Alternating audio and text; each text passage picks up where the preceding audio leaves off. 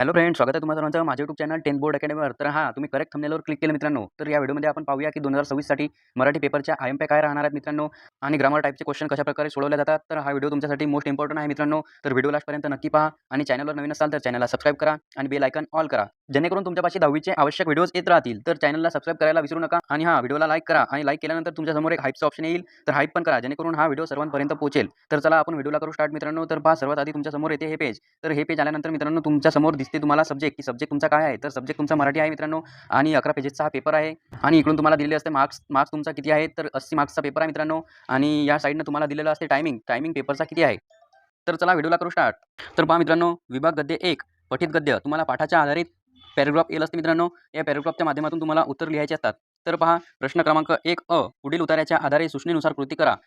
Number 1 चौकटी पूर्ण करा। हे तुम्हाला 4 क्वेश्चन दिलेले आहेत मित्रांनो। तर याचा आन्सर तुम्हाला पॅराग्राफमध्ये पाहून लिहायचा मित्रांनो। तर पहा कशा प्रकारे लिहावं लागते मी तुम्हाला सांगतो। तर पहा मित्रांनो, तुम्हाला दिलेला आहे नंबर 1 गॅलरीत खांबाला लावलेला। तर पहा मित्रांनो, पॅराग्राफमध्ये पाहायचं की गॅलरीत हा शब्द कुठे आहे। तर पहा मित्रांनो, गॅलरीतल्या एका खांबाला लावलेल्या आरशापुढे म्हणजे गॅलरीत आरसा लावलेला आहे। तर इथं आरसा लिहायचं मित्रांनो आणि अशा प्रकारे आणखीन हे तिन्ही पण शोधायचे मित्रांनो आणि याचा आन्सर लिहायचा। तुम्हाला इझिली 2 मार्क्स मिळून जातील मित्रांनो। तर अशा प्रकारे या पॅराग्राफमध्ये प्रश्नाचं आन्सर शोधायचं मित्रांनो। तर चला समोर जाऊया। समोर आहे नंबर 2 आकृती पूर्ण करा। तिसऱ्या मजल्यावरून पावसाळ्यात लेखकाला दिसलेले दृश्य। तर पहा मित्रांनो, हे पण पॅराग्राफमध्ये पाहायचं की तिसऱ्या मजल्यावरून पावसाळ्यात लेखकाला दिसलेली दृश्य। तर चला मी तुम्हाला दाखवतो पॅराग्राफमध्ये।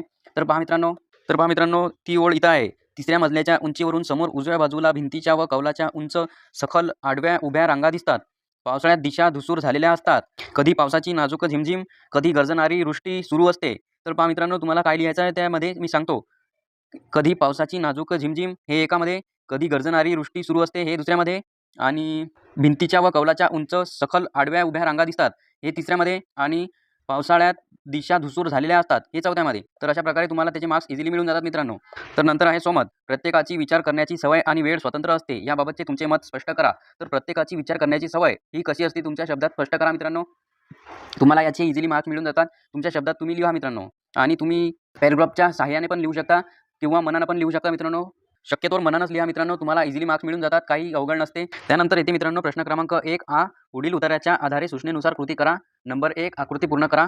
तुकडोजी महाराजांचा संदेश। तुकडोजी महाराजांचा संदेश काय आहे। तर या पॅराग्राफच्या माध्यमातून तुम्ही लिहू शकता मित्रांनो। इझिली तुम्हाला 2 मार्क्स मिळून जातील। नंतर समोर जाऊया। तुम्हाला सांगलं मी पॅराग्राफमध्ये कसं शोधायचं तसं शोधायचं आणि लिहायचं आणि तुम्हाला 2 मार्क्स मिळून जातात मित्रांनो। तर चला समोर जाऊया। त्यानंतर आहे 2 चौकटी पूर्ण करा। संतांच्या शिकवणुकीतील मूल्य। संतांच्या शिकवणुकीतील मूल्य काय आहे। तर हे पण तुम्ही पॅराग्राफच्या माध्यमातून लिहू शकता आणि इझिली 2 मार्क्स मिळू शकता। त्यानंतर आहे सोमत। सोमत आहे, सोमत तुम्ही मनानं लिहू शकता मित्रांनो तुमच्या शब्दात आणि इझिली 3 मार्क्स मिळू शकता। 3 मार्क्सचा क्वेश्चन आहे मित्रांनो हा आणि 3 मार्क्ससाठी तुम्हाला 8 ते 10 ओळी लिहायच्या असतात मित्रांनो। तर बघा क्वेश्चन काय आहे। समाजातील जिव्हाळा हरवल्याबद्दल व्यक्त केलेली खंत व त्यांचा परिणाम तुमच्या शब्दात लिहा। तुम्हाला काही नाही करायचं मित्रांनो, क्वेश्चन समजून घ्यायचा आणि त्याबद्दल तुमच्या शब्दात लिहायचं मित्रांनो। तुम्हाला इझिली मार्क्स मिळून जातात मित्रांनो। बट सोमत रिकामा सोडायचा नाही। सोमतमध्ये तुम्ही काही पण लिहू शकता मित्रांनो। 3च्या जागी तुम्हाला 2 मार्क्स तरी इझिली मिळतात मित्रांनो। तर सोमत क्वेश्चन सोडायचा नाही रिकामा। त्यानंतर येते मित्रांनो अपठित गद्य। अपठित गद्य म्हणजे पुस्तकाच्या बाहेरचा पॅराग्राफ। तर हा पॅराग्राफ तुम्हाला पुस्तकाच्या बाहेरचा दिलेला जातो मित्रांनो आणि या पॅराग्राफवर तुम्हाला प्रश्न दिलेले असतात। तर या पॅराग्राफमध्येच तुम्ही त्याचा आन्सर शोधून लिहू शकता आणि 4 मार्क्स इझिली मिळू शकता। 2 मार्क्स आणि 2 मार्क्स 4 मार्क्स तुम्हाला इझिली भेटून जातात मित्रांनो। तर पहा हा क्वेश्चन कसा सॉल्व्ह केला जातो मी तुम्हाला सांगतो। तर व्हिडिओ लास्टपर्यंत नक्की पहा आणि आतापर्यंत तुम्ही व्हिडिओला लाईक केलेला नसेल तर लाईक करा आणि लाईक केल्यानंतर हाईप पण करा, जेणेकरून हा व्हिडिओ सर्वांपर्यंत पोहोचेल। तर पहा मित्रांनो, कसा शोधायचा असते ते सांगतो मी तुम्हाला। तर बघा, तुम्हाला हा क्वेश्चन दिलेला आहे 1 नंबरचा की तंत्रज्ञानाचा जन्म झाला त्या काळातील तंत्रज्ञानाची 2 उदाहरणे लिहा। तर मित्रांनो काही नाही, हा पॅराग्राफ वाचून घ्यायचा एक वेळेस। वाचल्यानंतर तुमच्या समोर आपोआप उत्तर येतात मित्रांनो। तर उत्तराला अशी खूण करून घ्यायची मित्रांनो की इथपासून तर इथपर्यंत आपलं उत्तर आहे आणि उत्तर लिहून घ्यायचं। तर मी सांगतो तुम्हाला की याचा आन्सर काय आहे। तर पहा मित्रांनो, याचा आन्सर आहे की दगडापासून अणुकुचीदार शस्त्रे तयार केली। हे याचं एक उदाहरण आहे आणि दुसरं उदाहरण आहे गारगोटीवर गारगोटी घासून जाळ निर्माण केला। तर असे याचे 2 उदाहरणे आहेत मित्रांनो। 2 मार्क्स तुम्हाला इझिली मिळून जातात। हे इतकं लिहायचे तुम्हाला 2 मार्क्स इझिली मिळून जातात मित्रांनो। काही नाही, पॅराग्राफ हा सोपी असते मित्रांनो। याच्यावरच आधारित तुम्हाला प्रश्न विचारलेले असतात आणि यामध्येच उत्तर असतात। तर तुम्ही 4 मार्क्स इझिली मिळू शकता मित्रांनो। तर पहा, त्यानंतर येतो 2 उत्तरे लिहा। तर पहा 1 आणि 2 हे 2 प्रश्न दिलेले आहेत मित्रांनो तुम्हाला। नंबर 1 वर आहे अनेकांच्या मनातला गैरसमज सांगा। तर अनेकांच्या मनातला गैरसमज यामध्ये तुम्ही इझिली बघून लिहू शकता मित्रांनो। तर बघायचं आणि लिहायचं आणि हा पण तसाच आहे मित्रांनो, पॅराग्राफमध्ये शोधायचं आणि लिहायचं, काही अवघड नाही। तुम्ही एक वेळेस पॅराग्राफ वाचला की तुम्हाला आपोआप याचे उत्तर येऊन जातात मित्रांनो। तर चला समोर जाऊया। तर समोर आहे मित्रांनो विभाग पद्य 2 प्रश्न क्रमांक 2 अ, पुढील कवितेच्या आधारे सूचनेनुसार कृती करा। नंबर 1 आकृती पूर्ण करा। तुम्हाला एक कविता दिलेली आहे मित्रांनो, त्या आधारित क्वेश्चन विचारले जातात आणि त्या कवितेच्या माध्यमातूनच तुम्ही उत्तर लिहू शकता आणि इझिली मार्क्स मिळवू शकता. तर बघा तुम्हाला काय विचारलेलं आहे, तर संत रामदास यांनी विचार करून करायला सांगितलेल्या गोष्टी. तर यामध्ये कविता एक वेळेस वाचून घ्यायची मित्रांनो आणि आन्सर तुम्ही इझिली लिहू शकता आणि इझिली मार्क्स मिळवू शकता मित्रांनो. तर चला समोर जाऊया. समोर आहे 2 चौकटी पूर्ण करा. कधीही करू नयेत अशा गोष्टी, कधीही करू नयेत अशा गोष्टी काय आहेत? तर ह्या कवितेमध्येच याचा आन्सर असते मित्रांनो. मी तुम्हाला सांगतो की याचा आन्सर काय आहे. बघा त्याचा आन्सर आहे पुण्य मार्ग सोडू नये, पैज होड लावू नये आणि आपले ओझे घालू नये, म्हणजे कुणावरही आपले ओझे लादू नये आणि कदा अभिमान घेऊ नये, म्हणजे असत्याचा अभिमान बाळगू नये. असे त्याचे आन्सर आहेत मित्रांनो. तर सोपा क्वेश्चन असते मित्रांनो, काही अवघड नसते. तुम्हाला इझिली याचे पण मार्क्स मिळून जातात मित्रांनो. त्यानंतर आय-एम-पी क्वेश्चन येतो मित्रांनो. आय-एम-पी क्वेश्चन आहे मित्रांनो हा 3 नंबर. पुढील काव्यपंक्तींचा सरळ अर्थ तुमच्या शब्दात लिहा. तुम्हाला ही ओळ बदलून येईल मित्रांनो आणि तुम्हाला काव्यपंक्तींचा सरळ अर्थ तुमच्या शब्दात लिहावा लागेल मित्रांनो. तर कविता पूर्ण वाचून घ्यायच्या मित्रांनो. कविता पूर्ण वाचून घ्यायच्या आपल्या पुस्तकामधल्या आणि त्याचा सरळ अर्थ तुमच्या शब्दात तुम्हाला लिहिता आला पाहिजे. तर अशा प्रकारे तुम्ही याचे पण इझिली मार्क्स घेऊ शकता मित्रांनो. त्यानंतर समोर आहे 4 काव्यसौंदर्य. काव्यसौंदर्य पण तसेच आहे मित्रांनो. ओळसे सुख मानू नये या ओळीतील अर्थसौंदर्य स्पष्ट करावं लागते मित्रांनो तुम्हाला. तर आळसे सुख मानू नये या ओळीचा अर्थसौंदर्य मी तुम्हाला सांगतो मित्रांनो काय आहे. तर पहा मित्रांनो, या ओळीचा अर्थ असा आहे की संत रामदास यांनी उत्तम व्यक्तींची लक्षणे विशद करताना आळस हा माणसाचा शत्रू आहे असे ठासून प्रतिपादिले आहे. तर असा या ओळीचा अर्थ आहे मित्रांनो. त्यानंतर येतो प्रश्न क्रमांक 2. पुढील मुद्द्यांच्या आधारे कोणत्याही एका कवितेसंबंधित पुढील कृती सोडवा. तुम्हाला इथं 2 कविता दिलेल्या आहेत मित्रांनो. एक वस्तू कविता आहे आणि एक आवश्यक चित्र हे कविता आहे मित्रांनो. तर या कवितेच्या विषयी तुम्हाला 3 क्वेश्चन दिलेले आहेत मित्रांनो. प्रस्तुत कवितेचे कवी कोण आहे?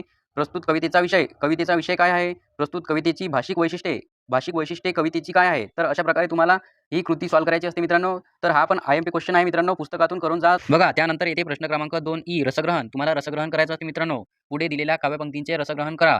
सुसंगती सदा घडो, सुजन वाक्य कानी पडो या ओळीचं तुम्हाला रसग्रहण करायचं आहे मित्रांनो. त्यानंतर येते प्रश्न क्रमांक 3 पुढीलपैकी कोणत्याही 2 कृत्या सोडवा. तर नंबर 1, नंबर 2, नंबर 3 असे 3 कृत्या आहेत तुम्हाला दिलेल्या मित्रांनो. तर यामधल्या तुम्हाला 2च कृत्या सोडवायच्या मित्रांनो. तुम्ही कोणत्या पण 2 कृत्या सोडू शकता आणि इझिली मार्क्स मिळवू शकता.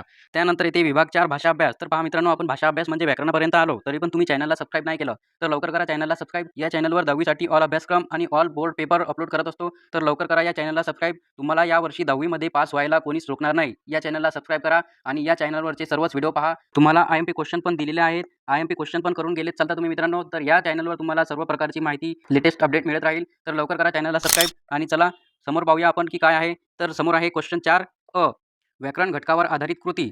तर नंबर 1 वर आहे समास. पुढील सामासिक शब्द लिहा.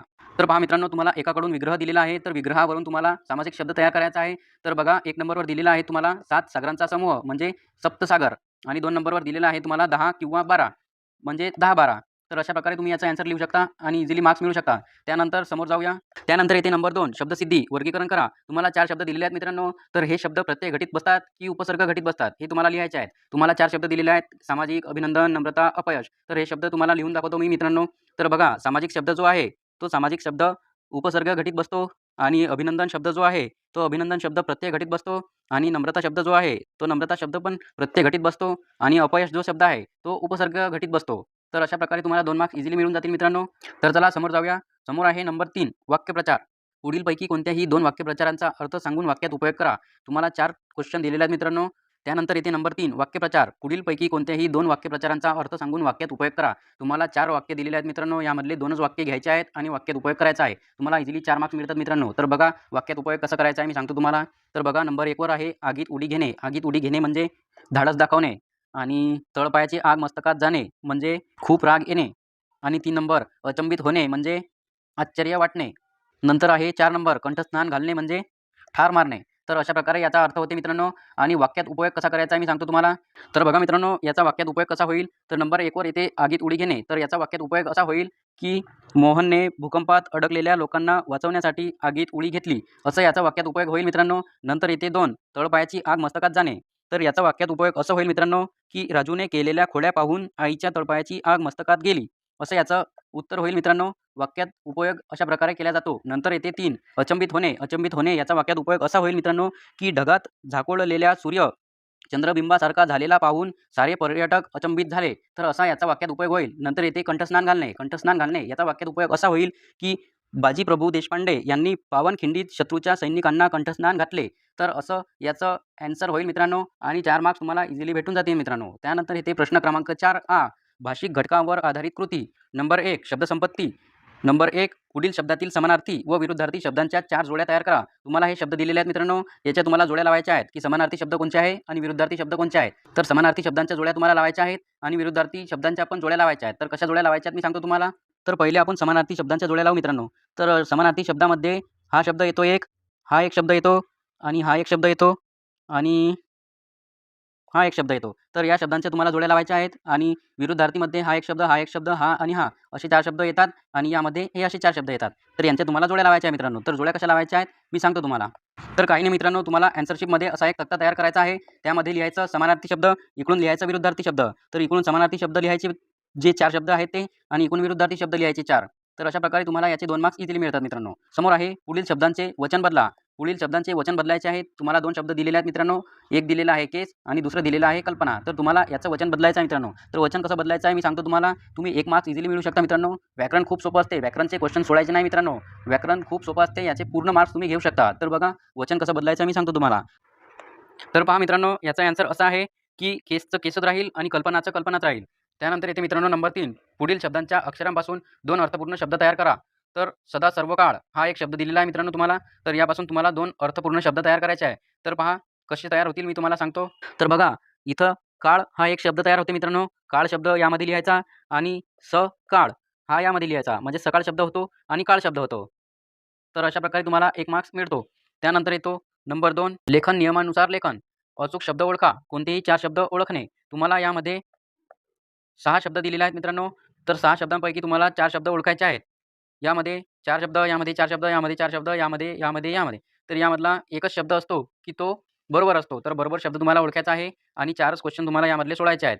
तर तुम्हाला इझिली 2 मार्क्स मिळून जातात मित्रांनो. तर मी तुम्हाला सांगतो यामधले करेक्ट शब्द कोणकोणचे आहेत. तर बघा मित्रांनो, अशा प्रकारे हे अचूक शब्द आहेत. तुम्हाला इझिली 2 मार्क्स मिळून जातात. तर चला समोर जाऊया. त्यानंतर आहे नंबर 3 विरामचिन्हे. पुढील वाक्यातील विरामचिन्हे ओळखा. संत ज्ञानेश्वराची ज्ञानेश्वरी या ग्रंथात पायदान आहे.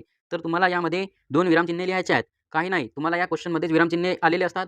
तुम्हाला यामध्ये ॲन्सर लिहायचं असते. तर बघा याचा ॲन्सर असा आहे की हा एक कॉमा आणि हा एक कॉमा. हे 2 कॉमे या ॲन्सरमध्ये लिहायचे. तुम्हाला इझिली मार्क्स मिळून जातात मित्रांनो. त्यानंतर समोर आहे पारिभाषिक शब्द. पुढील शब्दांना प्रचलित मराठी भाषेतील शब्द लिहा. तुम्हाला इंग्रजी शब्द दिलेला आहे मित्रांनो. तुम्हाला याला मराठीमध्ये कन्व्हर्ट करायचं आहे. तर पहा नंबर 1 वर आहे डेली वागेज आणि नंबर 2 वर आहे जॉईंट मीटिंग. तर याचं ॲन्सर असं होईल की दैनिक वेतन किंवा रोजंदारी असं याचा ॲन्सर होईल आणि याचा ॲन्सर असा आहे की जॉईंट मीटिंग म्हणजे संयुक्त सभा. संयुक्त सभा हे याचा ॲन्सर होईल. त्यानंतर समोर जाऊया मित्रांनो. समोर आहे प्रश्न क्रमांक 5 पुढील कृती सोडवा. पत्रलेखन. पत्रलेखनचा क्वेश्चन आहे मित्रांनो. पत्रलेखन तुम्ही इझिली 5 मार्क घेऊ शकता पत्रलेखनाचे. कारण पत्रलेखन काही अवघड नाही. पत्र तुम्ही लिहू शकता मित्रांनो इझिली. कारण मराठी पेपर आहे. मराठी भाषेत कोणी पण लिहू शकते मित्रांनो. त्यानंतर येतो क्वेश्चन 5 पुढीलपैकी कोणत्याही 2 कृत्या सोडवा. शब्दमर्यादा प्रकारानुसार 60 ते 90 शब्द. नंबर 1 वर येते जाहिरात लेखन. पुढील चौकटीत दिलेल्या शब्दांच्या आधारे आकर्षक जाहिरात तयार करा. तुम्हाला हे शब्द दिलेले आहेत. याबद्दल तुम्हाला जाहिरात तयार करायची आहे मित्रांनो. आणि त्यानंतर येते बातमीलेखन. बातमीलेखन पण करू शकता तुम्ही. पुढे तुम्हाला एक विषय दिलेला आहे मित्रांनो. तुम्हाला बघा सर्व नागरिकांसाठी आधार कार्डाचा नंबर आपल्या बँक खात्यास लिंक करणे अनिवार्य आहे. याबद्दल तुम्ही एक बातमी तयार करू शकता मित्रांनो. आणि समोर येते कथालेखन. तुम्ही कथालेखन पण करू शकता. यामधले तुम्हाला कृत्या 2च सोडवायच्या आहेत. तर तुम्ही 2 क्वेश्चन सोडवू शकता मित्रांनो आणि 10 मार्क्स इझिली मिळवू शकता. समोर आहे प्रश्न क्रमांक 5 पुढील लेखन प्रकारांपैकी कोणतेही एक कृती सोडवा. प्रसंग लेखन सोडू शकता तुम्ही. त्यानंतर येते आत्मकथन. त्यानंतर येते वैचारिक लेखन. तुम्ही यामधली कोणती पण एक कृती सोडवू शकता मित्रांनो. तर अशा प्रकारे हा पेपर असतो मित्रांनो. व्हिडिओ आवडला असेल तर व्हिडिओला लाईक करा आणि लाईक केल्यानंतर हाईप पण करा. जेणेकरून हा व्हिडिओ सर्वांपर्यंत पोहोचेल. आणि तुम्हाला पण या पेपरचा PDF लागत असेल तर मी डिस्क्रिप्शन बॉक्समध्ये एक Instagramची ID दिलेली आहे. त्या Instagram IDला फॉलो करा आणि तिथंच मी तुम्हाला WhatsApp नंबर पण दिलेला आहे. तर फॉलो केल्यानंतर एक स्क्रीनशॉट काढा आणि त्या WhatsApp नंबरवर सेंड करा. नंतर मी तुम्हाला PDF सेंड करेल. आणि चॅनलला सबस्क्राईब केलेलं असेल तरच तुम्हाला PDF सेंड होईल.